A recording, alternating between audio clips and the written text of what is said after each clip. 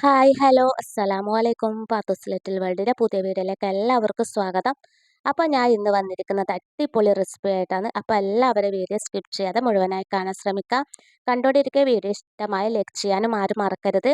അപ്പോൾ നേരെ വീഡിയോയിലോട്ടേക്ക് പോകാം.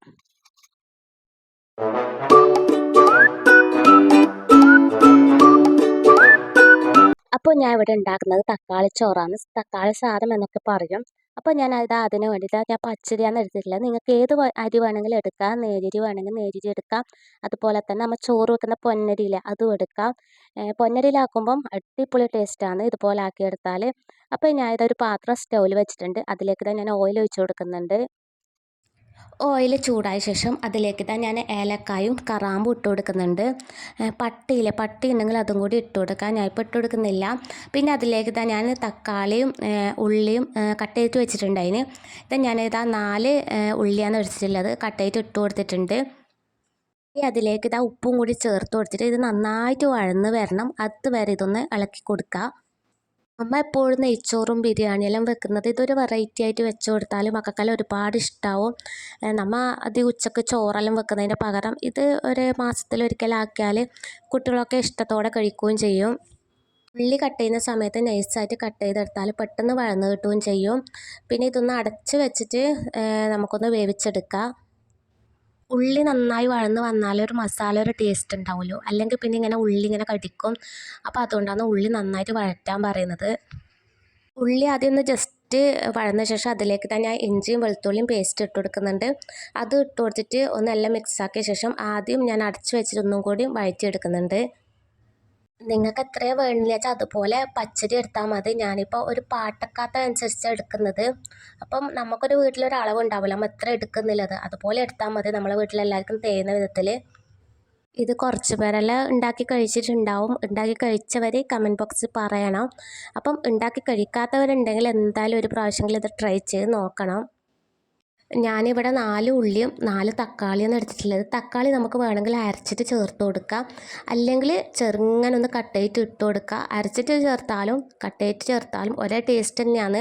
കട്ട് ചെയ്തിട്ട് ഇട്ട് കൊടുക്കുമ്പോൾ തക്കാളി നന്നായിട്ട് വഴന്ന് വരണം. ആ ഒരു ഇതിലും അരച്ച് ചേർക്കുമ്പം അത്ര വലിയ പ്രയാസമില്ല. ജസ്റ്റ് ഒന്ന് വഴറ്റിയാൽ മതി. എന്നിട്ട് ആ തക്കാളി കട്ട് ചെയ്തിട്ടാണ് ഇട്ട് കൊടുക്കുന്നത്. ഇതൊന്ന് അടച്ച് വെച്ചിട്ടാകുമ്പം ഒരു 5 മിനിറ്റ് വെച്ചാൽ തന്നെ പെട്ടെന്ന് വഴന്ന് കിട്ടും.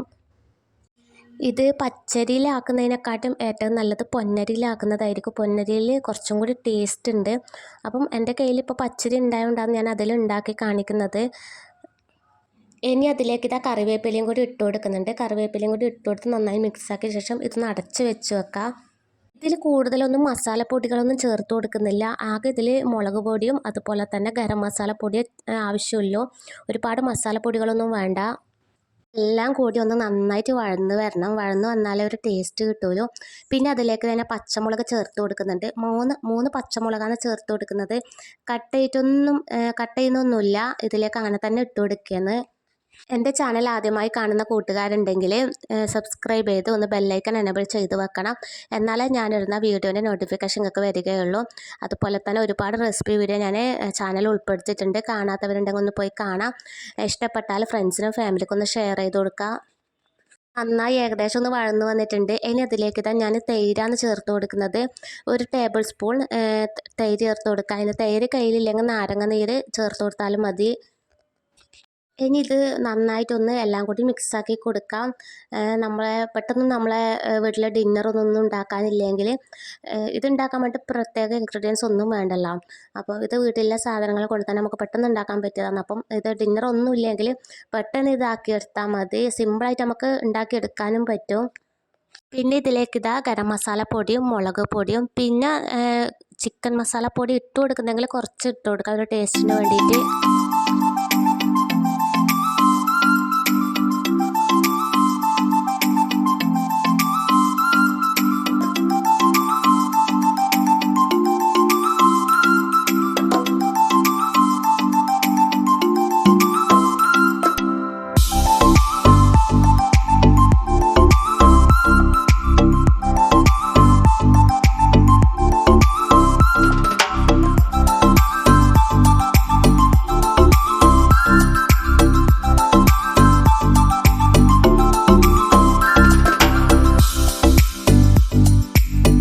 അവിടെ എല്ലാം നന്നായി വഴന്ന് വന്നിട്ടുണ്ട്. ഇനി ഇതിലേക്ക് ഇതാ വെള്ളമാണ് ഒഴിച്ചു കൊടുക്കുന്നത്. ഞാനിവിടെ ഒരു പാട്ട അരിയാണ് എടുത്തിട്ടുള്ളത്. അതിന് വേണ്ടിയിട്ടാണ് ഞാനൊരു 1.25 പാട്ട വെള്ളമാണ് ഒഴിച്ചു കൊടുക്കുന്നത്. നമ്മൾ എത്രയാണ് എടുക്കുന്നതിന് അതിൻ്റെ 1.25 ഭാഗം വെള്ളം ഒഴിച്ചെടുക്കണം. പിന്നെ നിങ്ങൾ അരിയുടെ വ്യത്യാസം അനുസരിച്ച് അതുപോലെ വെള്ളം കൂടിയും കുറഞ്ഞിരിക്കും. അപ്പോൾ അത് നോക്കി നിങ്ങൾ എടുക്കുക. ഇതിലേക്ക് ഉപ്പെല്ലാം നോക്കിയിട്ട് ഒന്ന് ചേർത്ത് കൊടുക്കാം. നമ്മൾ ആദ്യം ഉപ്പ് കുറച്ചെല്ലാം ചേർത്ത് കൊടുത്തിട്ടില്ല. പിന്നെ ഇത് നോക്കിയിട്ടാകുമ്പോൾ വേണ്ടി വന്നാൽ പിന്നെ ഇട്ട് കൊടുക്കാം. പിന്നെ ഇതിലേക്ക് ഇതാ ഞാൻ പച്ചരി കഴുകിയിട്ട് ഇട്ട് കൊടുക്കുന്നുണ്ട്. കുക്കറിലാണെങ്കിൽ പെട്ടെന്ന് അരിയെല്ലാം വെന്ത് കിട്ടും. കുക്കറിന് ചെയ്യുന്നെങ്കിൽ ഇതുപോലെ തന്നെ കുക്കറിലും ചെയ്തെടുക്കാം. ഇതിലേക്ക് ഇത് അരിയെല്ലാം ഇട്ട് കൊടുത്തിട്ടാകുമ്പോൾ ഇതൊന്ന് അടച്ച് വെച്ചാൽ മതി. അടച്ച് വെച്ച് ഈ വെള്ളമെല്ലാം ഒന്ന് വറ്റിച്ചെടുക്കണം. അപ്പോഴേക്കും തന്നെ അരി വെന്തും കിട്ടും. ഇതിൻ്റെ സൈഡ് ഡിഷായിട്ട് പച്ചടി ആക്കിയാൽ മതി. പിന്നെ അതുപോലെ തന്നെ ഞാൻ മുട്ട പുഴുങ്ങിയിട്ടും വെക്കുന്നുണ്ട്. ഞാൻ അത് തന്നെ മുട്ട പുഴുങ്ങി വെച്ചിട്ടുണ്ടായിരുന്നു. നമ്മളെ മക്കളൊക്കെ കഴിക്കണമെങ്കിൽ അല്ലെങ്കിൽ സൈഡിൽ ചിക്കൻ കാണണം, അല്ലെങ്കിൽ മുട്ട കാണണം. അത് ഇവർ വെറുങ്ങനെ എന്തായാലും മക്കൾ കഴിക്കൂല. അപ്പം ഞാൻ അതിന് വേണ്ടിയിട്ടാണ് മുട്ടയും കൂടിയും സൈഡിൽ വെക്കുന്നത്. എന്നാൽ പിന്നെ മുട്ടയും കൂടിയും കാണുമ്പോൾ അവർ ഇഷ്ടത്തോടെ തന്നെ കഴിക്കുകയും ചെയ്യും. ഇത് ഞാൻ രാത്രിക്കാണ് ആക്കിയെടുക്കുന്നത്. ഇതാക്കുന്ന ടൈമിൽ കറണ്ടും പോയി. അപ്പോൾ അതാണ് ക്ലിയർ കുറവ്. അപ്പോൾ ഇതാ തക്കാളി സാദം ഇവിടെ റെഡി ആയിട്ടുണ്ട്. ഞാൻ ഇതാ 2 മുട്ട സൈഡിൽ വെച്ചിട്ടുമുണ്ട്. ഞാൻ 2 മുട്ടയല്ല 5 മുട്ട പുഴുങ്ങി വെച്ചിട്ടുണ്ടായിരുന്നു. അപ്പം ഇന്നത്തെ വീഡിയോ നിങ്ങൾക്ക് എല്ലാവർക്കും ഇഷ്ടമായി എന്ന് കരുതുന്നു. ഇഷ്ടമായെങ്കിൽ ലൈക്ക് ചെയ്യാനും സബ്സ്ക്രൈബ് ചെയ്യാനും കമൻറ്റ് ചെയ്യാനും ആരും മറക്കരുത്. അപ്പോൾ ഇൻഷാ അല്ലാഹ് ഇതുപോലത്തെ നല്ലൊരു വീഡിയോ ആയിട്ട് തന്നെ വീണ്ടും വരും. അതുവരേക്കും ബായ്.